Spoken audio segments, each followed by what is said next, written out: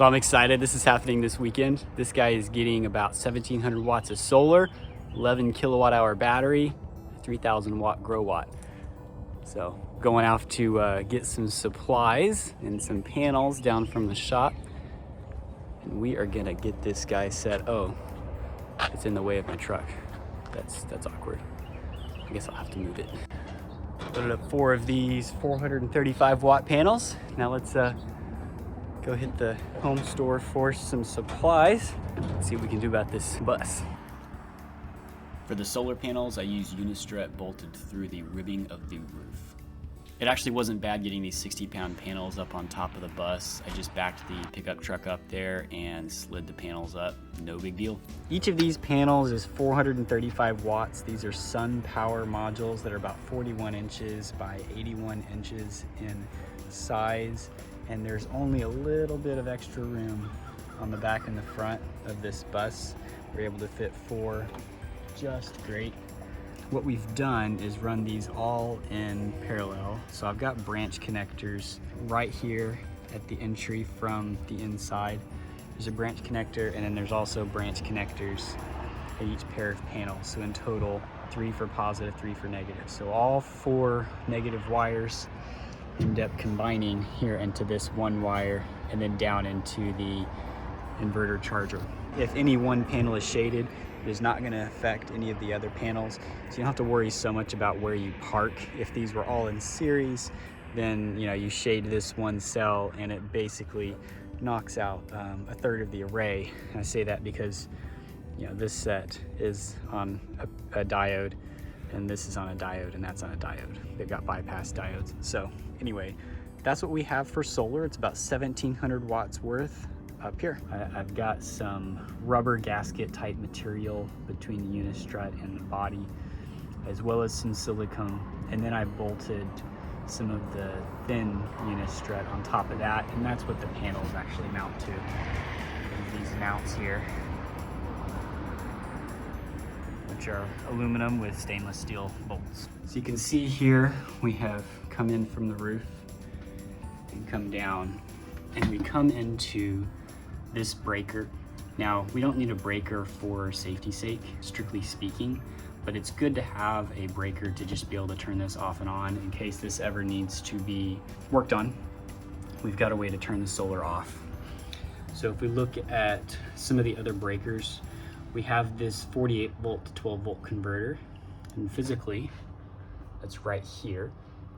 What this does is it takes the 48 volts from our large battery and it takes it down to 12 volts for our 12 volt fuse block here. In case there are any 12 volt accessories like exhaust fans or lights or cigarette lighter plugs or anything like that that we want to run off of house power. I went ahead and did an input and an output breaker. So the input is 50 amps, and that's at the 12 volt level. Got that backwards. Input is the 15 amp, that's at the 48 volts, and then output is the 50 amps, which is actually less than what this is rated for. This is a 60 amp unit. Figured I'd do a breaker slightly smaller, and that's the one that runs out to our 12 volt box here. Continuing down the line, we have this alternator charger. This is the output, so this goes from here down into our 48 volt battery. You can see our 48 volt bus bars down here. So this is our Sterling Power 12 volt to 48 volt charger, and it does have a lithium iron phosphate setting, which is handy since that's the type of battery that we're using. Didn't have to do anything super special on here. And in lithium mode, it's got some specific settings. So I did run 4 gauge wire on the 12 volt side. So this positive wire that runs to our converter comes from the van battery, or from the bus battery, through this switch. So you can see that this is currently off. And then from this switch into the unit. And the negative runs here to the 48 volt bus bar. The reason I did that is I wanted to ground the 48 volts to the bus chassis anyway. So I took the negative of the van bus battery and ran it to here, and then I ran this over to there. So it's okay to have the negative of 12 and 48 volts be at the same potential, and that's right there. And then of course on here, you only have one terminal for negative, whether it be 12 or 48 volt, it uses the one terminal. So it was gonna combine those two right there at that unit anyway. So instead of combining it there, I combine it here. So this is the common point. So if I ever need to ground anything, I can ground it to here. So black wire negative runs to here, and then there's a wire that runs from here. You can see it down under here, all the way down to the battery. Let me show you where the battery's at. So handy here on the side of the bus, we have our positive cable here, and we went ahead and ran it through a 100 amp fuse and labeled it, and it runs to this disconnect switch. So the whole bus is actually behind this disconnect switch. That way when you turn this off, it also turns off our alternator charger. And we also have our negative wire here that is running to the negative side of the batteries. A pair of batteries here for the Duramax starting capabilities. So you'll notice that I did not have an input breaker for our alternator charger. That would have needed to be a 100 amp breaker, 120 amp breaker. I couldn't find a good 120 amp breaker that would fit in a box like this, which is why I went with the fuse that you saw in the compartment just a second ago. And then I did a disconnect switch like this, which will basically serve the same purpose. You have a switch for turning it off and on if you would like to. I'm gonna recommend he just leave it off because solar will probably take care of his needs just fine. And then if you ever need the emergency charging off the engine, you can always start the engine up. Cool feature of this bus, and I don't know if most buses have this or not, is there is a high idle switch. So what happens if you're idling the engine and this starts pulling 70, 80 amps, which is what it pulls on the 12 volt side, it'll actually pull the voltage of the battery, the van battery, down into the 12s, which means it'll shut back off, because if it's below 13 volts for too long, it'll shut off as if the engine is off. So if you're able to use the high idle switch right there, this will keep the voltages up into the 13s and it'll run great. So if you're ever in the middle of the night and you ran out of power, you can always start the engine, hit the high idle switch, and charge off of the alternator right there. This next breaker here is a 30 amp, and this one's gonna be an AC breaker, as opposed to all the ones here on the left are DC breakers, which means they're rated to be able to extinguish the arc from a DC. You can notice here, these are, labeled for 150 volts DC, and this one is, I believe, a 500 volt DC coming off the roof. So this one is an AC breaker, 30 amps. That is the output from the inverter here, the AC output, kind of what we're going for here. And then from there, it goes into these two GFCI breakers. This one here is for all the outlets here in the van, or in the bus. So you got one there, and one up top right over there.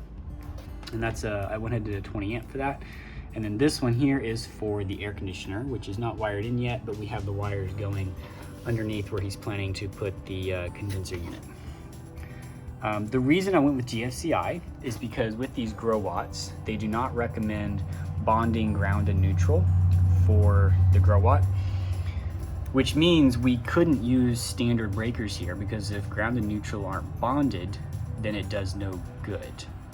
Maybe does some good, but doesn't do you enough good, in my mind, to be safe. Instead of relying on there being a ground neutral bond, GFCIs are actually independent of that, because both neutral and live feed into the breaker, and it's paying attention to how much current is flowing on those compared to each other. And if it ever sees that neutral or ground, neutral or live that are feeding into the breaker are flowing a different amount of current, then it trips, because that would mean that the current has found a different path back to the inverter, and that's a false scenario.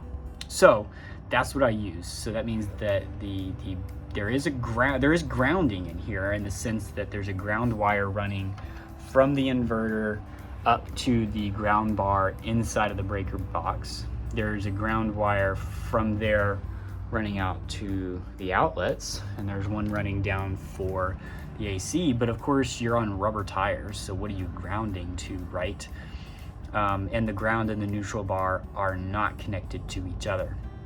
Now, if you ever connect to shore power and the ground and the neutral are bonded at shore power, then suddenly you've got all your grounding in place and it'll operate as expected.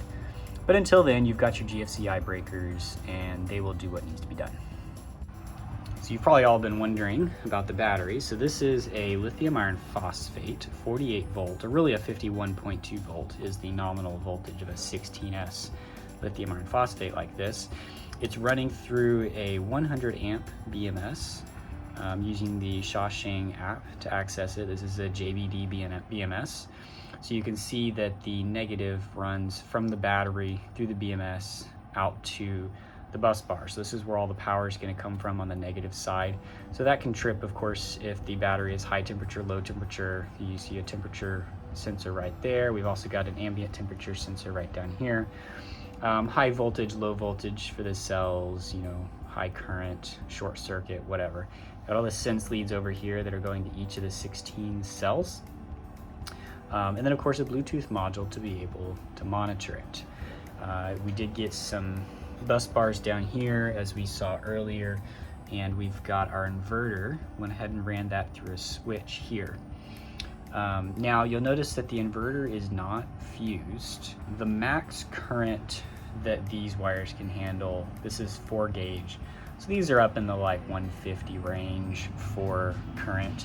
And the idea is that you want to have a fuse or a breaker that'll trip before that ever gets overrun with current and starts melting, right? So the things that can provide current are, one, the solar that the grow watt's pulling in, right? So that would be grow watt into the battery. From the battery out, and that's limited to 100 amps via the BMS.